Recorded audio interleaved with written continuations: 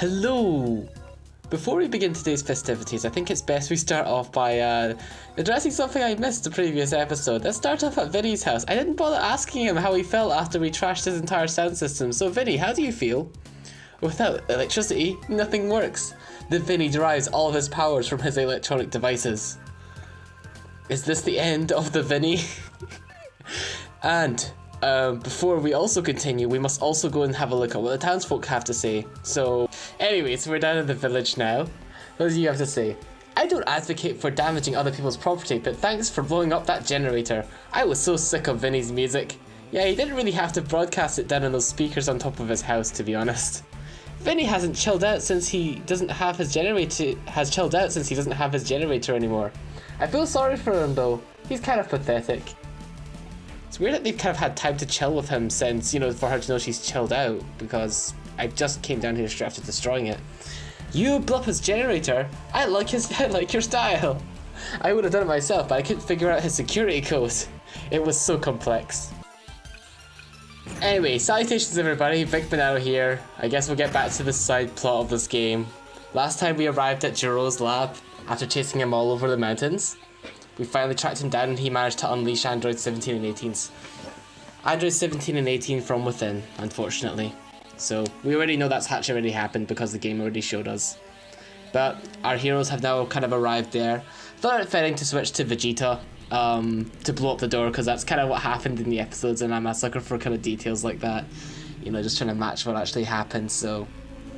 Here we get a little bit backstory on 17 and 18. Probably the most well-known androids besides, I suppose one other obvious android that we maybe haven't seen yet. So, they're talking about Android 16 there, which is sort of curious because Trunks also doesn't know about this android either.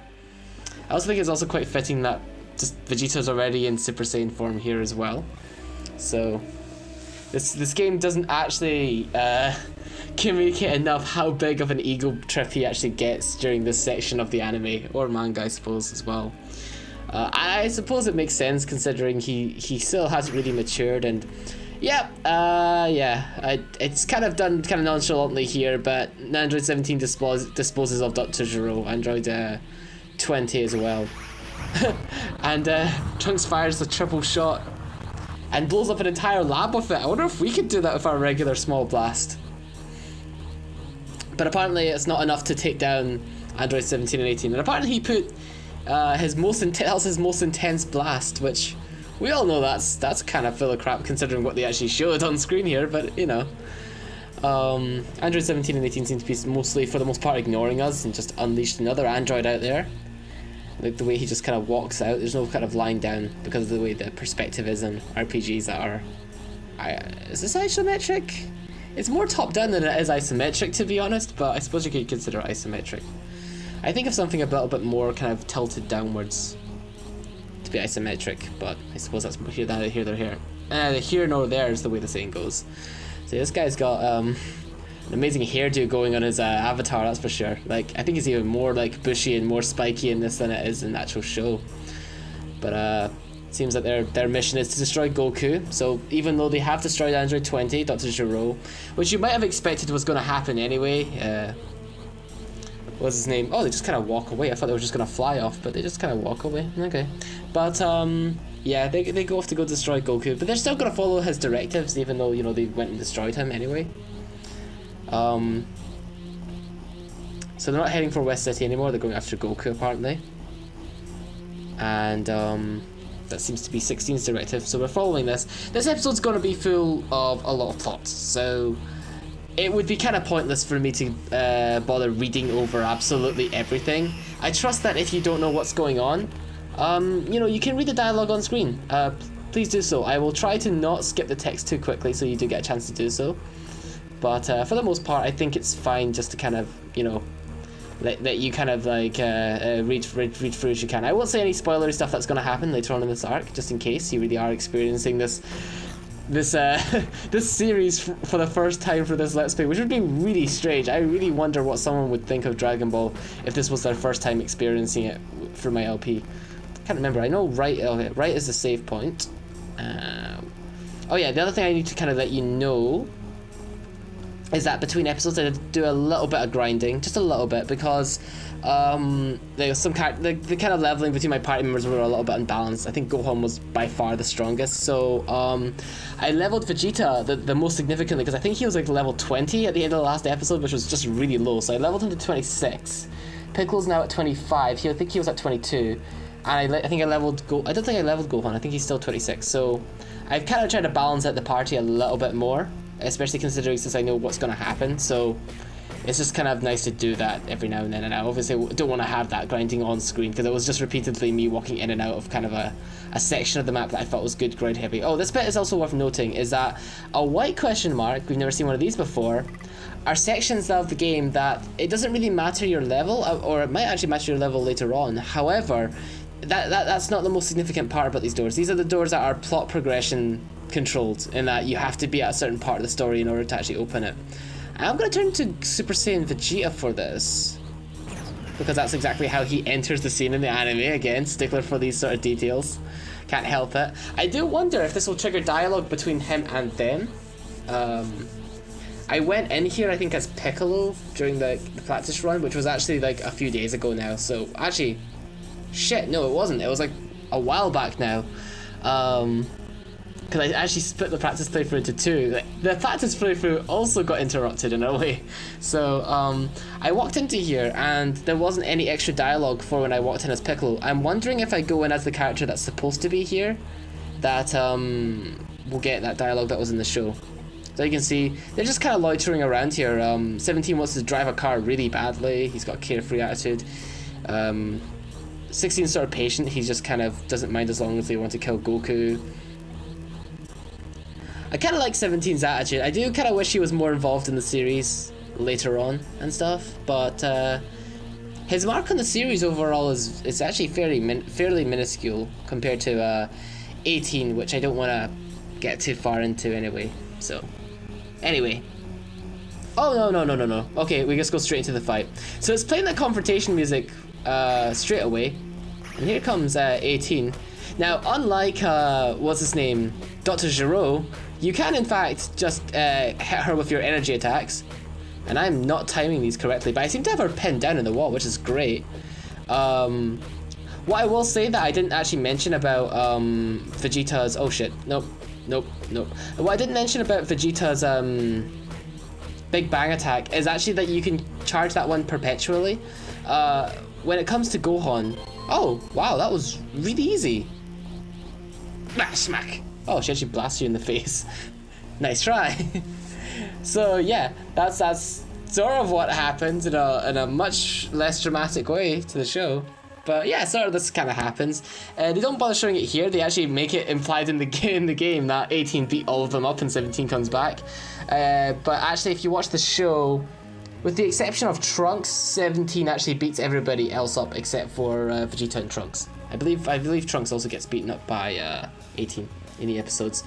Very minor discrepancy. Although Gohan is not present here still, you know, during this section. I mentioned this last time, but Gohan actually really shouldn't be here. Moving text, sorry, that probably made it harder to read. But, yeah. What I was mentioning about the Big Bang attack is that you can actually charge that one perpetually, unlike other blasts in the game, and it will continuously take away ki from you. So you can basically put all of your ki into one blast in this game now. Into Big Bang attack. So that's what makes that one special.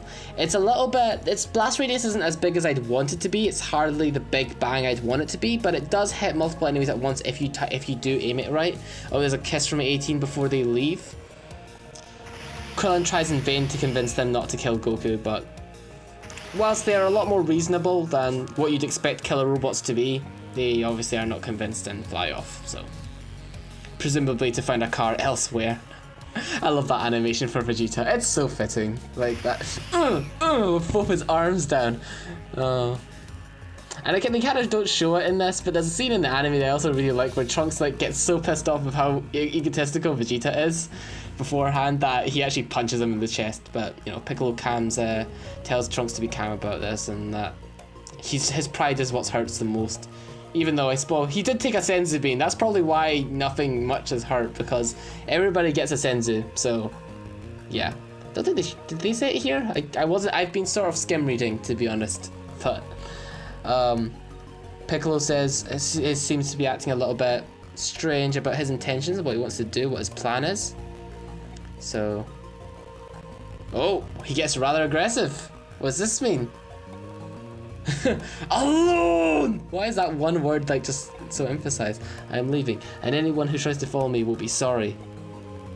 In the episode, I believe he blasts the ground, but I can't remember. Like in a rage, he just like blasts the ground, frustrated.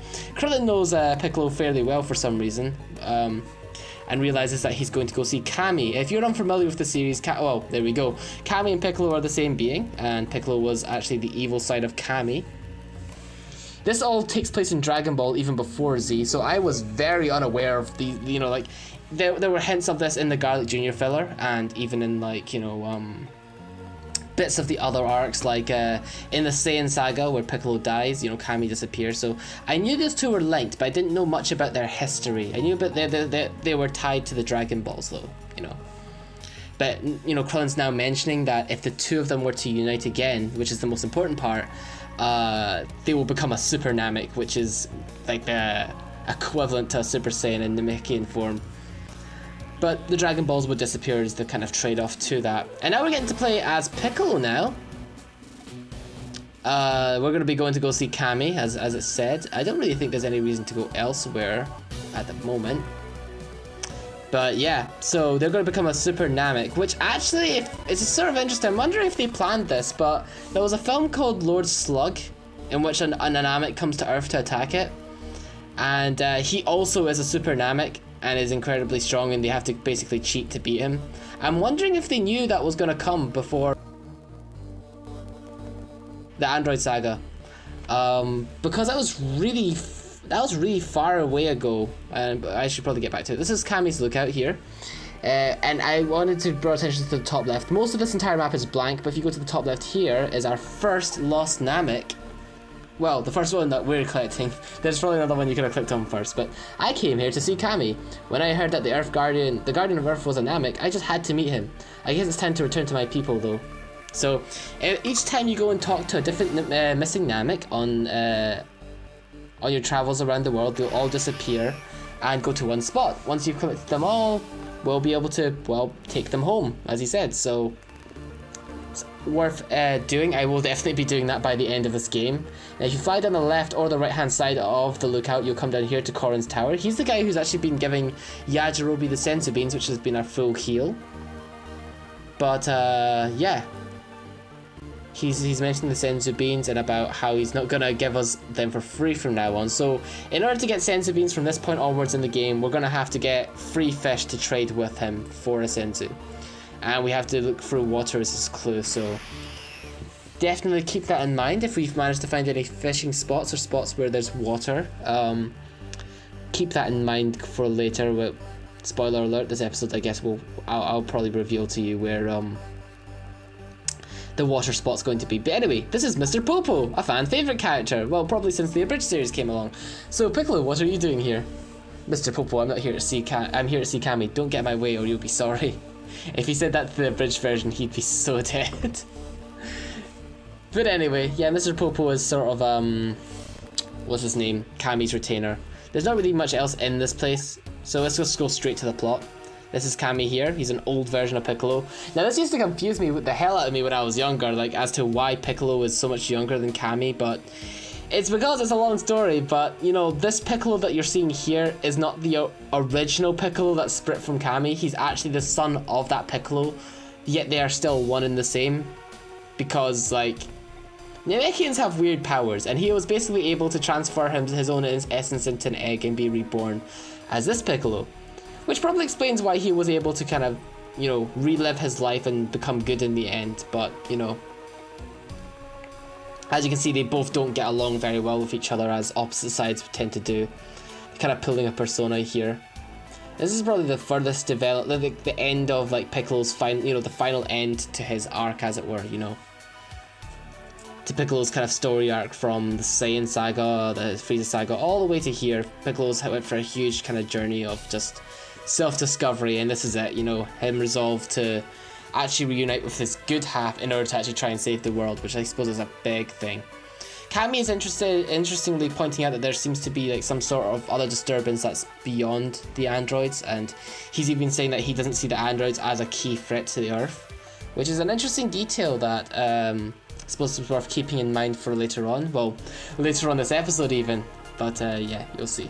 He doesn't basically want to fuse straight away and wants to see things play out in case, like, well, something else develops, which we're about to see right now, because meanwhile, we have Trunks and Gohan.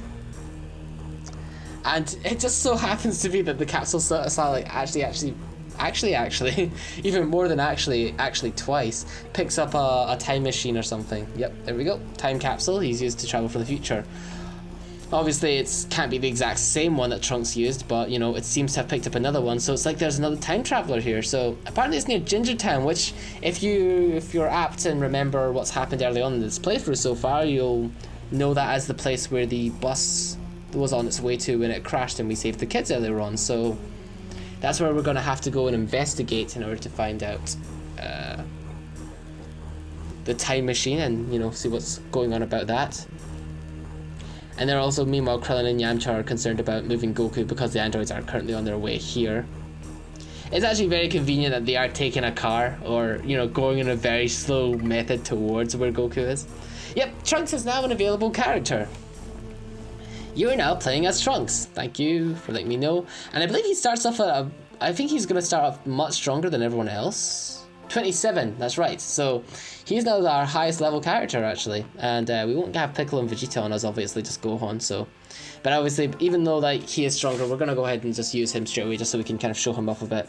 So we need those androids who could show up at any time. Yes, so we're going to move them to Master Roshi's, a place where no car would actually be able to reach. So that's actually a great strategy, considering, you know, they're not in a rush. Don't these androids realize that Goku is sick? Don't they have any sense of fair play or honor? That's, yeah, I suppose I don't really have anything to counter that with. Oh my, poor Goku is so sick. Please get better, please. Yeah, she goes through the worst of it, to be honest. Worse. She's hurt. Her heartache is worse than Goku's heart disease could ever be. I also really like Trunks' running animation sideways. It's very, like, exaggerated, his run. But yeah, we have now a fan favorite character. I keep saying this about pretty much everybody.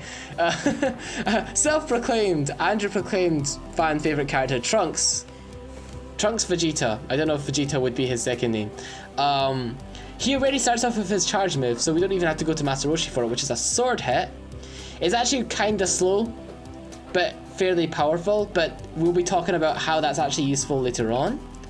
As you can see, we have another blast besides, you know, the regular blast and Super Saiyan, which we'll show off once we get to our next action spot, which is about now, I suppose, when we go towards investigating in Ginger Town. So now begins the sort of, I suppose, the gameplay section of this episode here.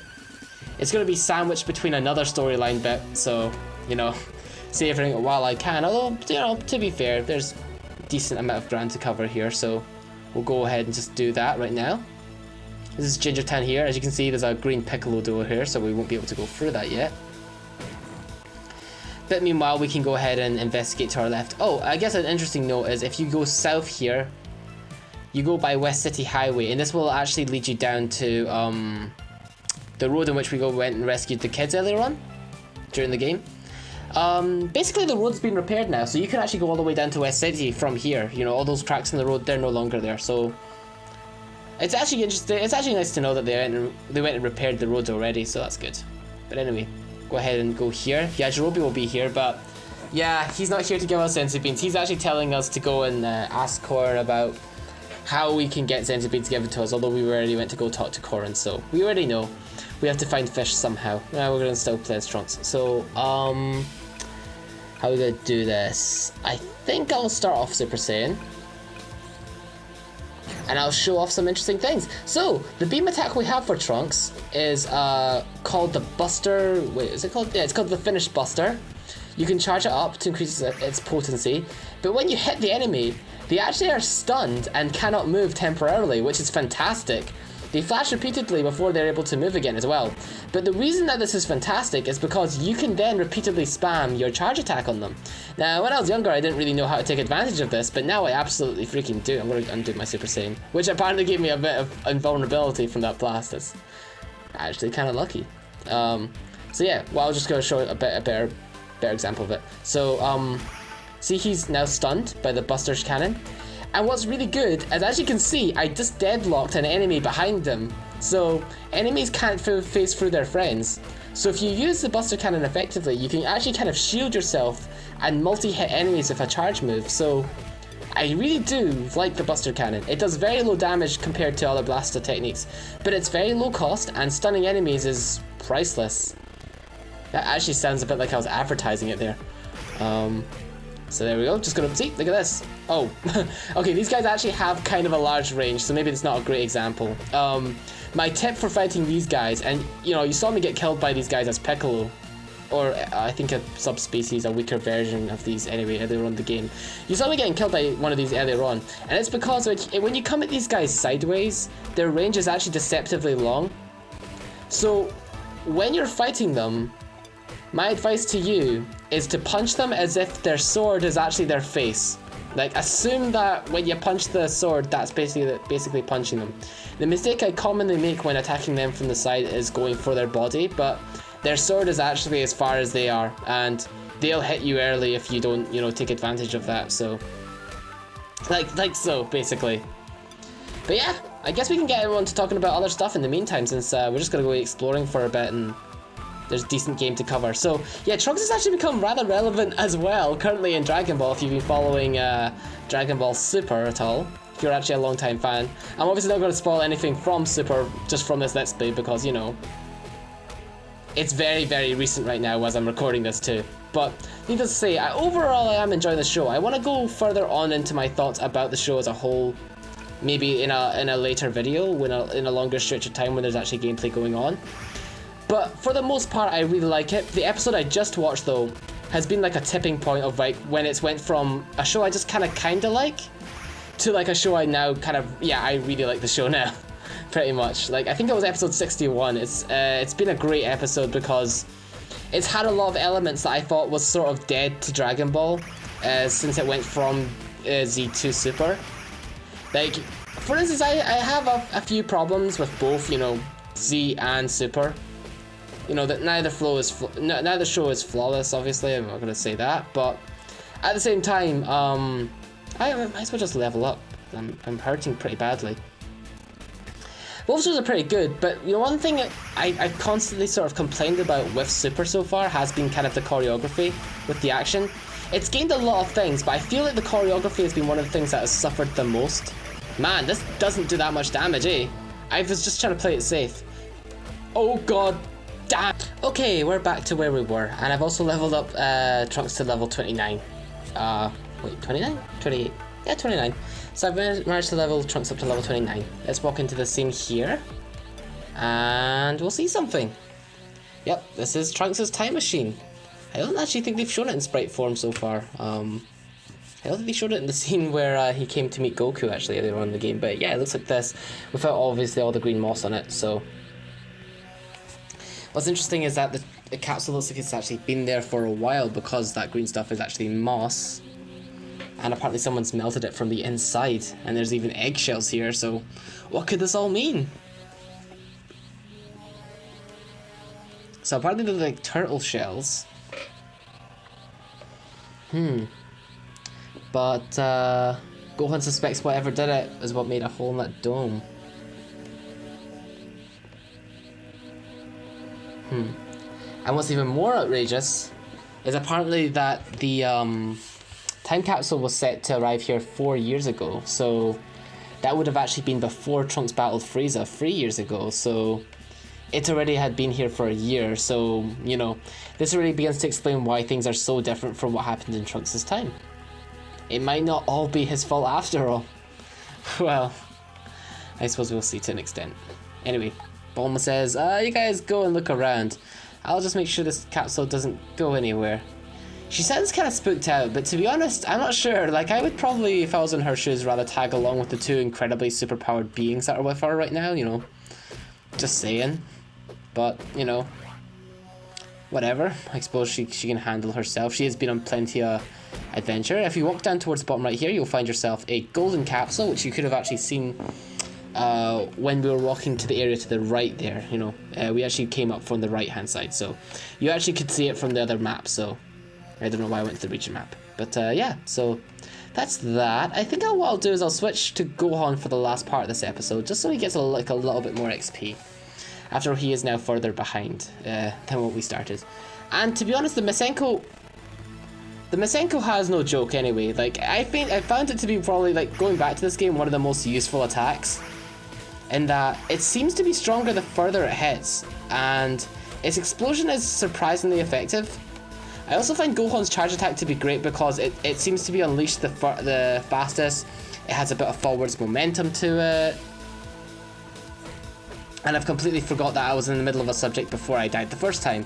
Yeah, when I was talking about Super, what I was talking about was how the, so far the choreography, I'll go more over it when I go in depth about Super, but the choreography for the most part was something I think was sorely missing in Super, since I started watching it.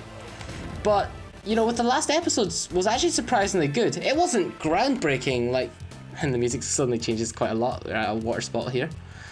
It wasn't groundbreaking. It wasn't like, you know, Vegeta versus Goku levels, either the first or second fight that you see in Z, but it was pretty damn close to the kind of choreography I'm used to. 1 second, this is Claude. Fish aren't biting much today. I left my bait back at my house in the West City. How could I be so forgetful? He's talking about how the fish aren't biting and then mentions how he doesn't have bait. Like, wouldn't you put two together? Like, of course they're not going to be biting, not just because it's today, but because you don't have the bait. But, I don't know, what do I know?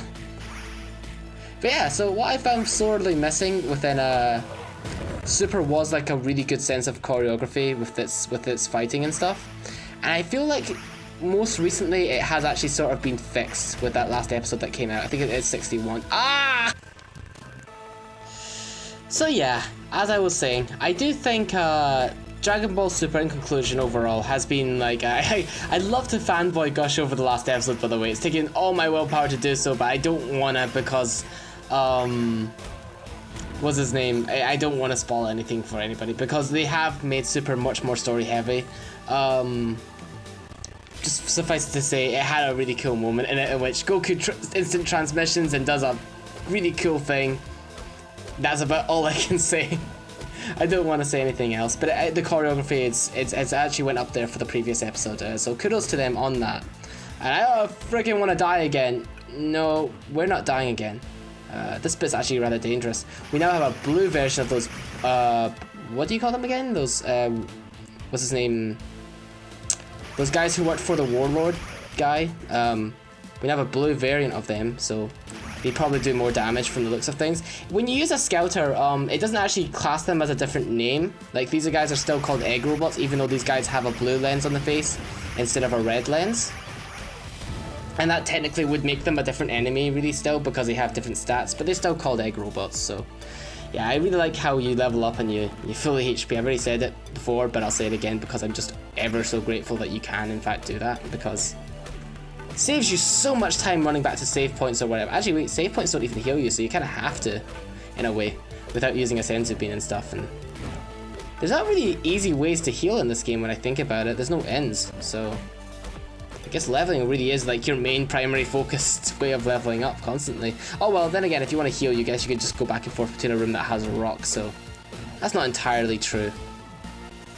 But anyway.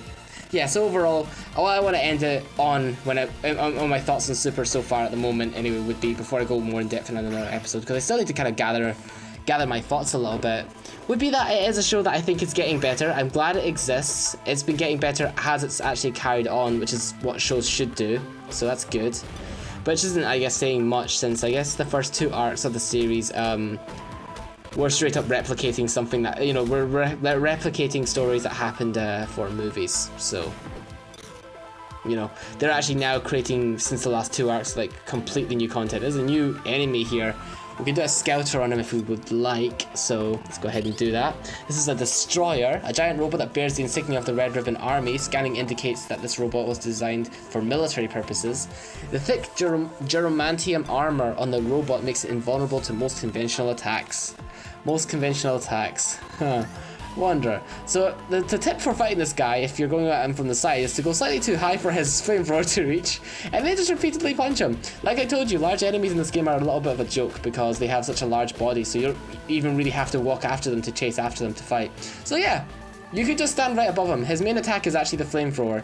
So similarly, if you stand to his right hand side, or his left actually, you won't also get hit by his flamethrower if you're coming at him from below. So there's 2 tips for fighting this type of enemy. He is particularly easy.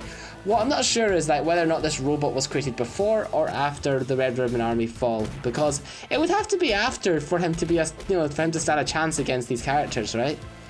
But then there's no point in him being built for military purposes if that was the case, because these androids that he's built are such vastly superior to any of these other robots.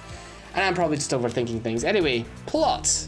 This here seems to be some sort of cocoon.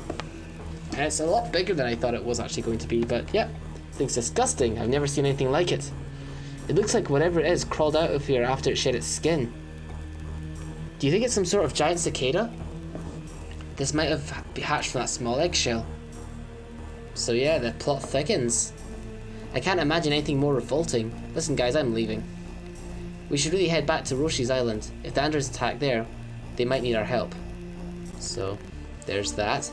Now we cut back to Kami's lookout. Yeah, very plot heavy, the way we keep going back and forth between places as well. And different playable characters. Kind of makes it more exciting that they're all playable too. But anyway, a great evil, but it wasn't androids in a sense, there was another threat. A vile creature which I'm afraid will prove to be 100 times more lethal and cunning than even the androids. What are you talking about? So, Kami seems to be in on whatever's happened because, he said he felt it for years, and he felt that this threat was looming over them before the androids even came. So, we're seeing a lot of foreshadowing and plot stuff. So, apparently Gingertown also has had its population mysteriously vanishing, so it all seems to be very ominous. And it's, what you're probably guessing, it's related to the time machine and the cocoon that we've already found, so, They're trying to defend themselves against someone or something. This is terrible. Those androids must be behind it. So obviously the main characters don't really know. But Trunks is rather doubtful because I suppose he knows about their MO, so I suppose it doesn't really match their MO. So yeah.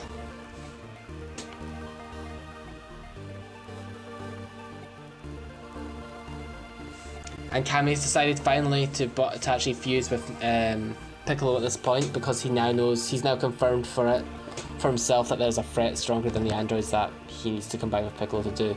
And there's no need for him to share knowledge since they're going to become one. Mr. Popo is obviously sad about this. Yeah. it's a shame for Mr. Popo, I suppose. But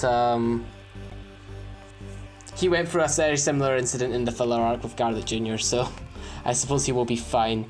But then again, it's actually kind of sad because he goes and walks off here as if he can't bear to look as well. But anyway, they fuse off screen. Piccolo has achieved level 26. Piccolo now has Super Namek form. Piccolo can now use the scatter shot. No longer am I Kami or Piccolo. I am a Namek who has long since forgotten his name. Woo! Moving text, sorry. I must go. So yeah, now we're playing as Piccolo again, as you might expect.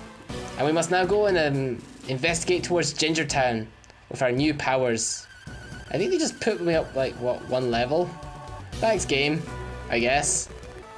I think, actually, I'm not entirely sure, but I think they do scale you to the level so that you can actually go through this door. They might scale you to, like, level 25 if you're, like, much below that. But I can't actually really confirm. Now, we have that, and if you press L and R, you can see we actually have a scatter shot and a transformation. I think we're going to get into that next episode, though, because this has been a rather content-heavy episode, and, to be honest, because of the deaths, I've had to retread quite a few bits again, so thank you very much for joining me for this episode. We're going to find out what's in Gingertown next time on Legacy of Goku 2, so take care, thanks for watching.